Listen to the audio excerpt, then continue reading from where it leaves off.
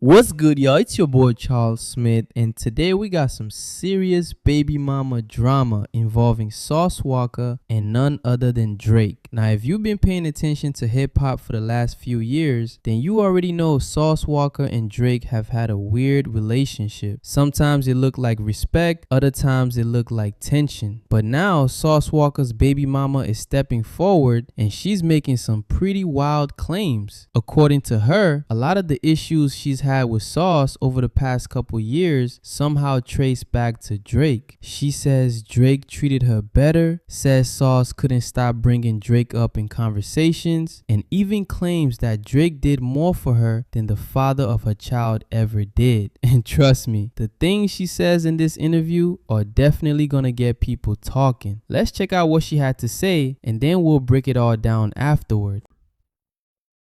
And prior, let's go back to the birthday party. My baby daddy went to the birthday party. Sauce was there. Yes. Okay. And he knew I was there. He had his little minions running around my section, keeping an eye on me. And then from what I heard, he was there for about 5 minutes and left because he was uncomfortable that I was there. And I'm sure he knew what was about to go down. Oh, shit. Wait, what was going to go down? You know, I'm sure he knew Drake was going to talk to me and I was going to do what I was going to do. And I'm sure he had a gut feeling about it and he didn't want to see it happen in person. Oh, wow. And yeah, I could imagine. That would be tough. Did he talk about Drake a lot? Yes. Ever since my relationship with him and with that, which was 2 years ago, you know, ever since that happened, almost every conversation I have with him, with my baby daddy, he mentions Drake in one way or another. If I ask him and I'm like, hey, can you give me some money for Splash so I can, you know, pay for his daycare this month? Your child is named Splash, for the record. Splash, yes. Okay. No, call Drake. He can do it. So he was really butthurt about that one, huh? Yeah. Because 90% of our conflict at this moment is because of Drake, and I'm like, that happened 2 years ago. Get over it. Like, why do you have your nuts in a twist over this man so badly? Like, do you want to go fuck him? Yeah. You know? Wow. If that's what you want to do, then, you know, shoot your shot, homeboy. His whole persona he puts out there is like he's so player that he couldn't possibly care about what another man has going on. And it's like, yeah, from the outside looking in, it seems like you're pretty tender over Drizzy having had any kind of association with one of your baby mamas. And mind you, Drake has done more for me than my baby daddy has ever done since the moment I've met him. So let's just make that very clear. Financially, he's just been willing to. Financially, and he just obviously treated me better. Just normal conversations. Never called me out my name. My baby daddy, I can't even get $100 out of you without pulling some fucking teeth. Wow.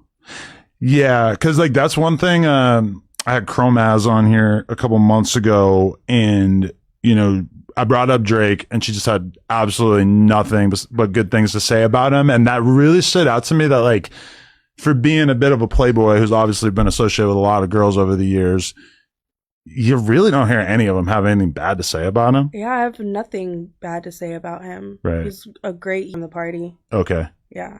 Wow. Yeah. And then I remember the next day I woke up to him sending me a text message saying, I'm sorry and I love you. Let's, you know, make this work for Splash and do what we need to do for Splash. And I just remember laughing at my phone like, you're fucking pathetic. You're only doing this because you saw me at Drake's party. Right. That's it. Okay. As far as like as men, how would you compare Sauce to Drake? Like, who's more of a man, or who's like the better dude overall from your perspective? I'll be 100% hands down Drake. Why? Like, if on a scale, Drake would be up here and my baby daddy would be on the floor. Oh my god, that's rough. Yeah, and I hate to say it. I wish I chose better. Yeah. I wish I was a little smarter and not so naive. And, we're so young too. You know, as you know, a young female. Lordy Lord. What was it like?